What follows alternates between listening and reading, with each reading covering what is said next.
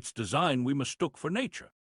The 100-year build, from ice to industrial food science, to see how fresh became a promise instead of a fact. Start with ice. Before compressors, railroads packed northern lakes in winter, sawing blocks and shipping them south under sawdust. In the 187s and 188s, railcars learned a simple trick. Ice bunkers on each end, vents to pull cold air over carcasses and produce. It wasn't precision, but it let beef travel from Chicago and lettuces roll a little farther than a horse cart. Fresh meant within reach of an ice house. Then machines replaced lakes. Early 20th century ammonia systems turned ice into an on-demand utility. By the 192s and 193s, reefers, mechanically refrigerated railcars, were routine. Citrus could ride from California to New York. Meat could cross summer without spoiling. The chain was crude by today's standards. Hot loading docks, leaky doors, but temperature became a controllable variable, not just hope and haste. War accelerated everything. World War II demanded food that kept canned, dehydrated, frozen, shipped across oceans without rotting. Engineers standardized compressors, evaporators, insulation. After the war, those parts flowed into civilian life. Suburbs got home fridges and freezers, trucks got better units, highways stitched regions together. Cold moved from an emergency measure to infrastructure. Meanwhile, the grocery store changed shape. Self-service aisles replaced the clerked counters. Fluorescent lights, long hours, deep assortments. Stores sold faith that anything you wanted could be found any day. Back rooms grew compressors and walk-ins. Open-top freezers made frozen food a culinary category, not a novelty. The promise shifted from today's catch to today's selection, and selection demanded systems. Containerization in the 195s and 196s made distance cheap and predictable. Steel boxes stacked on ships turned ports into plug-and-play nodes. Refrigerated containers added a new trick: portable climates with their own compressors and controllers. A banana could sit in a metal room at 13 degrees C for 9 days and emerge unchanged. A pallet of grapes could hover just above freezing from Valparaiso to Philadelphia. Cold left buildings and climbed onto decks and trailers. At the same time, food science stepped out of the lab and into packing sheds. Researchers mapped respiration curves and ethylene sensitivity, wrote charts that told operators exactly how fast a variety breathes and where chilling injury begins. Controlled atmosphere was the leap. Airtight rooms that lowered oxygen to 2 or 3%, held carbon dioxide steady, and pushed temperature just above freezing. Apples didn't just get cold, they went metabolic idle. An orchard's value could be spread across a year without turning to sauce. Surface science followed. Wax wasn't a cosmetic flourish, it was physics. Wash water stripped fruit's natural cuticle. Waxes, carnauba, shellac went back onto slow transpiration and exchange. Post-harvest fungicides applied within strict tolerances cut loss in humid, cold environments where mold thrives. For organic lines, hot water dips and sanitation tightened. Ethylene found its second act in ripening room. The same gas suppressed in transit was pulsed in at parts per million to synchronize color for a weekend ad. Logistics married these tools. Ports built reefer plugs and inspection bays. Some exporters ran their own terminals and ships because generic capacity couldn't guarantee schedule or power. Distribution centers learned ripening as a craft. Software tracked lots, gas levels, pulp temperatures. Forklifts moved through air curtains so door swings didn't undo a day's discipline. The chain hardened from suggestion to procedure. Policy and marketing locked it in. The USDA wrote grades, inspection protocols, phytosanitary rules. Retailers built private standards tighter than government minimums, so suppliers invested to keep shelf space. Labels simplified the complexity, kept fresh, picked at peak. Product of USA, so the story fit a sign. Meanwhile, breeders shifted targets. Traits like storage tolerance, late harvest, thicker cuticles, resistance to scald became as valuable as sugar and aroma. A variety that couldn't handle rooms, brushes, trucks, and lights had a short commercial life. By the 198s and 199s, the cold chain wasn't a novelty, it was the backbone. Supercenters spanned regions and demanded identical quality from Maine to New Mexico. Global sourcing became a season-bridging reflex. Winter grapes, Chile, shoulder bananas, Guatemala, early apples, New York, late apples, Washington, all braided by climate control and timing. Then data layered on. Temperature loggers rode pallets and streamed curves to dashboards. A spike in the Caribbean could be triaged in Delaware. Traceability moved from clipboards to barcodes to cloud systems. A recall didn't shutter an industry. It narrowed to a lot, a room, an hour. Food safety programs, HACCP, third-party audits made process discipline as important as flavor. You could be right and safe and still lose a sale if your numbers weren't clean. The last mile adopted the same habits. Stores built more cold back rooms, rotated harder, misted smarter, trained clerks to read ripeness like ripeners. Consumers adapted, too. Home fridges got crisper drawers. Recipes stopped caring what month it was. Seasonal became an aesthetic, not a constraint. That's the build, from ice ponds to engineered air, from guesswork to controlled atmospheres, from harvest windows to calendars drawn by compressors and breeding programs. Not a conspiracy, but a century of choices that replaced nature's schedule with ours and taught us to call it fresh. The branding of fresh. By the time the system could deliver always, the marketing made it feel natural. Fresh wasn't a condition anymore, it was a logo. A drop of dew printed on a bag, a field in soft focus behind a word like farm, picked at peak in a font that looks like handwriting. None of these lines tell you the date, they tell you a feeling. Walk the perimeter of any store and you'll hear the script. Local when possible, seasonal selection, kept fresh. The copy never lies outright, it just collapses months and miles into a single aisle. A sticker that says USA on an apple speaks to origin, not timing. A sign over bananas says ripe for the weekend, and it's true because someone pulsed ethylene on Monday. The brand of fresh is confidence. We're not selling a harvest, we're selling relief from doubt. Design carries it. Greens sit under misters that hiss like morning. Woodgrain fixtures suggest crates at a market, even if they're laminate on steel. Chalkboard fonts, faux hand lettering twine around a bundle, signals that whisper unprocessed inside a building run by compressors and barcodes. Packages do the same. Clear film windows show the product without revealing the light that bleaches vitamins. Opaque milk jugs protect nutrients while labels sketch a pasture. The protection is science. The picture is story. Retailers learned early that language could soothe trade-offs. Wax to maintain freshness turns a moisture barrier into care, not chemistry. No preservatives appears on produce that never needed them, letting the store borrow virtue from the obvious. Non-GMO floats above fruit bred by years of cross-pollination to fit rooms, brushes, and trucks. The message doesn't fight the system, it accessorizes it. Brands invest in origin myths because time is messy, place is simple. A Washington apple feels more real than an apple from a controlled atmosphere. A Costa Rican banana sounds more honest than an engineered ripening curve. So ads highlight regions, valley, coast, highland, while operations highlight metrics, pulp, temp, oxygen, soluble solids. The narrative and the spreadsheet run in parallel and they barely nod. Meanwhile, certifications became trust stand-ins. Organic means no synthetic pesticides within strict rules. It doesn't mean the fruit didn't sleep in a CA room. Fair trade speaks to wages and community. It doesn't speak to ethylene schedules. Sourced responsibly can include private terminals and reefer fleets if labor and environmental boxes are checked. None of this is cynicism. It's segmentation. You meet values while keeping calendar. Micro-stories appear in the margins, engineered for Instagram. A card introduces Maria, third-generation grower, standing in a sunlit row. She does exist. Her fruit also sat in a room for 6 months so it could meet your February craving.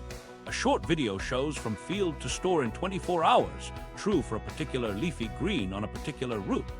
Next to it, a bin of lemons might have traveled weeks with a wax jacket and a quarantine fumigation. The aisle flattens time. The feed humanizes it. The words consumers use complete the loop. Fresh becomes not canned, not frozen, not cooked, not ugly. It's a negative definition, easier to brand than to date stamp. Ask for ripe and you get color, not bricks. Ask for farm fresh and you get a display with burlap under refrigerated air. We trained ourselves to prefer cues that logistics can deliver daily. Shine, color, snap, mist. Flavor and season do show up. Peaches still measure summers. But most days, brand beats calendar. Price tags help the illusion hold. Promotions create rhythm where harvests used to. Berry Blast Week in January rides chili.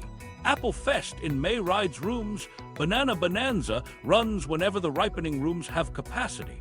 We experience seasons as marketing cycles because marketing cycles are easier to plan than weather. There's honesty inside this if you look. Backroom labels list pack dates. Some retailers now add varietal specifics and storage notes. A few chains experiment with in-season now badges that admit a gap elsewhere. The industry knows the system can feel antiseptic. It tries here and there to give time a cameo. But the core promise remains: we'll keep nature consistent. The brand of fresh works because the chain makes it true enough to trust, polished enough to forget how it's done. The ones that got away: peaches, cherries, and trust. Every system has its holdouts, fruits that won't bend to rooms, wax, or schedules without losing the thing that makes them worth chasing. Peaches and cherries didn't sign the contract. They taste like summer because they live like it, thin-skinned, high respiration, bruised by a glance. You can slow their clock a little with shade and cold, but not enough to stretch July into January without paying in texture and perfume. The aisle solves that by shrinking their time, not extending it.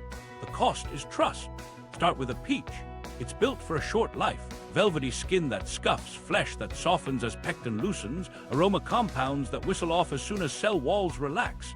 Pick it too early and it never develops the sugars or scent you're hoping for. Pick it late and one car ride turns it to jam against the box wall. CA rooms won't save it. Low oxygen risks internal browning and woolliness. Waxes don't do much on fuzz. Fungicides can tamp down rot, but they can't undo bruises from a busy pack line. The right peach arrives because people showed restraint and speed, harvested at dawn, cooled fast, moved gently, sold quickly. That kind of care is hard to industrialize. Cherries are tougher in personality, but physically fragile. Turgid skin gives snap, stems tell the story, green means cold and fast, brown means heat sneaked in. Hydrocooling and forced air matter, water's chilled, bins are shallow, sorters are padded. Still, the margin is razor thin. A warm hour puts pits on a path to pitting. A few missed stems in a warm hallway become brown rot by Monday. There's no ripening room to fix color later. What left the orchard is what you get. Meanwhile, shoppers remember a handful of perfect bites and spend the rest of the season trying to find them again. That's where trust frays. A gorgeous peach that smells like nothing teaches caution. A bag of cherries with soft shoulders after 2 days teaches avoidance. Over time, habits shift.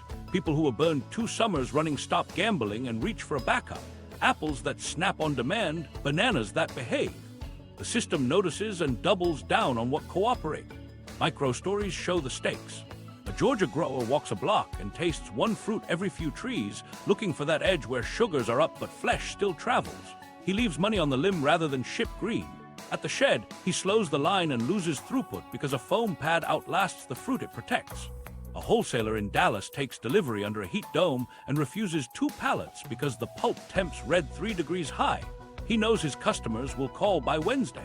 A local market posts a sign: "These bruise if you breathe on them, handle like eggs." They sell out by noon because the warning feels like care. The cold chain can help, but it can't change the nature of the fruit. Shade, pre-cool, fast turns, those work. Deep storage, long voyages, hard brushes, those don't. So peaches and cherries stay seasonal in truth even if they appear here and there out of step, imported by air at prices that prove the rule. Breeding has tried to meet logistics halfway. Firmer flesh, thicker cuticles, crack-resistant. Gains are real, but every step toward durability risks stepping away from the melting texture that makes a peach. Push too far and you keep shelf life, lose loyalty. Trust is more than taste, it's pattern. If 3 peaches in a row disappoint, a customer stops believing the sign that says tree ripened. If a cherry promotion lands with stem browning and soft snaps, the banner reads as noise. Retailers fight that with hyper-specificity, named varieties, harvest windows, local maps on a chalkboard. When the fruit sings, they tell you why. When it doesn't, they move on fast. The lesson is quiet but hard. Some things don't scale without losing themselves. In a store built on always, these fruits remind you what now feels like. They make the aisle honest for a few weeks a year. And they make everything else, rooms, wax, ripening gas, look like a choice we made to never be disappointed again. Who pays, who gains? Economics of freshness. Follow the dollar and the glow on the fruit starts to look like margin. Cold, coatings, rooms, plugs, none of it is free. Each layer takes a cut and together they decide who gets stability and who rents it by the week. Start at the farm. A grower without capital sells when the bins are full. The glut drags the price down and cash comes in once hard. A grower with access to a CA room turns bins into a calendar.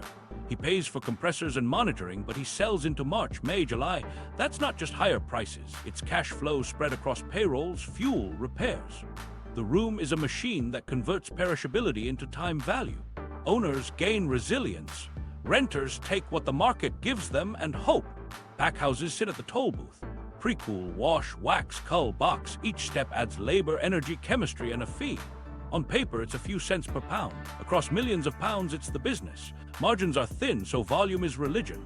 Lose a pallet to mold and your month leans red. Keep mold down and temp curves flat and your loss rate slides from 5% to 2%. That swing is profit. The partial truth in maintains freshness is that it really protects inventory. The protection pays the packhouse first, then everyone downstream.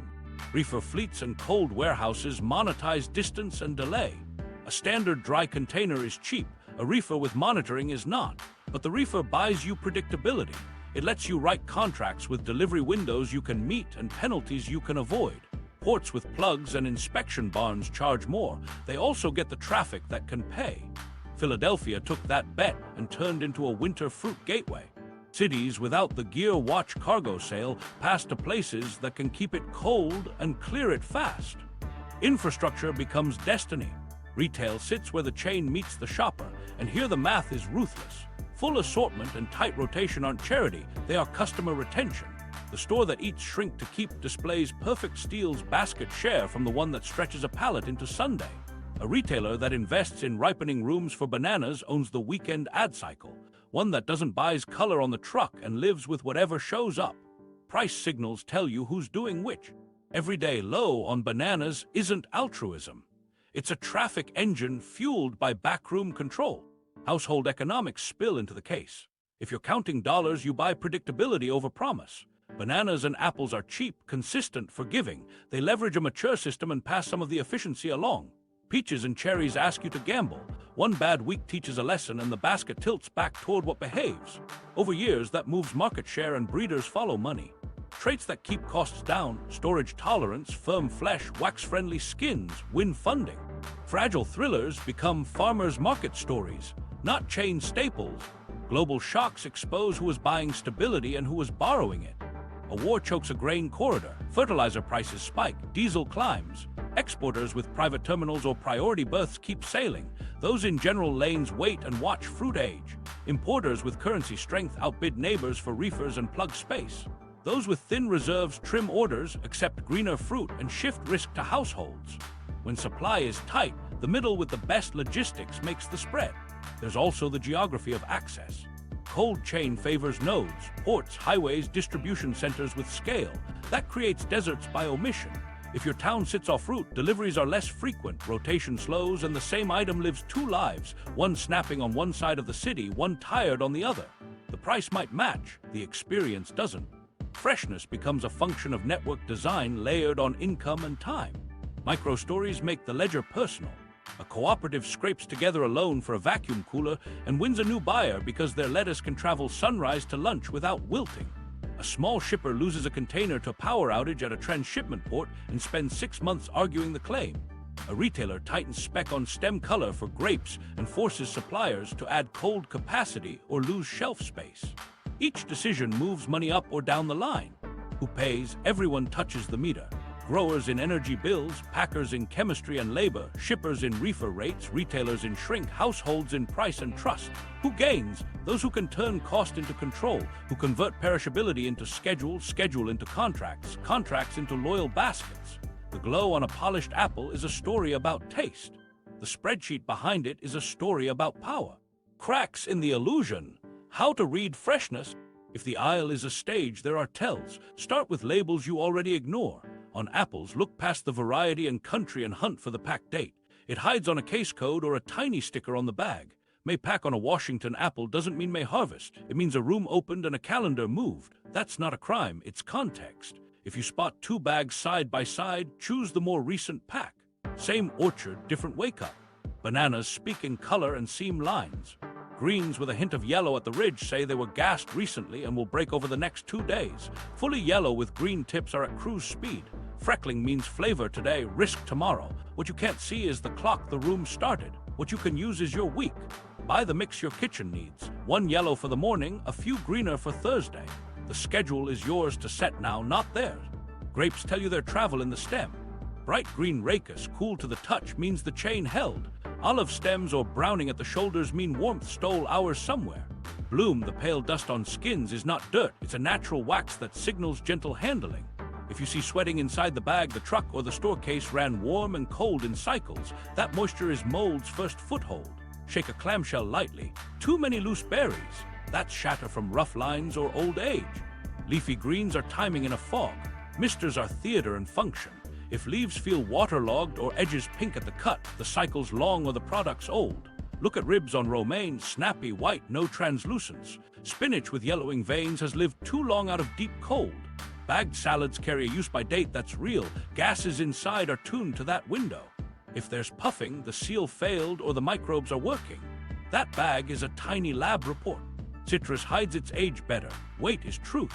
2 oranges the same size, take the heavy one. Water loss is time. Heft means the peel still holds juice. Tiny pores on the rind look tight when fresh. Coarse and dry means it has exhaled for weeks. Lemons with soft shoulders were stacked warm. Limes that gloss like plastic are freshly waxed. That's fine, but smell the stem end. If there's no perfume, the fruit is alive but quiet. Avocados show their history in the shoulder. A black ring just under the skin near the stem says the pulp warmed and browned internally. You can't fix that. Choose by feel under the nub, not by color alone. If the stem cap pops clean and green, you're in good shape. If it's brown, that fruit is ahead of you. Ripeness you can manage on your counter. Damage you can't.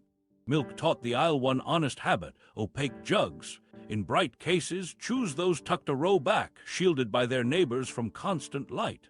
The vitamin panel is a promise if the package can keep it. It can, just don't leave it under a kitchen lamp or in a glass pitcher. Photons take their cut. At the store level, watch rotation. Full stacks aren't always fresh. There's sometimes inertia. The best operators face produce, cull hard, and build shallow displays that turn fast. If strawberries are piled high at 5 p.m., ask yourself who will buy them by 9. A case that looks a little worked through can be safer than one staged for a photo. Micro moves matter. Bring an insulated bag. The hottest place for your fruit is your car at noon. Stop by the produce on the way out, not on the way in. At home, don't wash berries until you eat them. Moisture is invitation. Keep apples cold. Keep bananas out of the fridge until they've colored. Store ethylene lovers away from ethylene givers if you're trying to stretch days. You're not fighting the system, you're partnering with it at the end. And sometimes pick the sign that admits a limit. In season now is a rare, honest label. It means flavor over schedule. If you can, buy a week of that. Let peaches be July again. Let cherries be June. The rest of the year, read the tells, set your kitchen's clock, and know that fresh can be true and complicated at the same time. Rewiring fresh. Better chains, fairer access,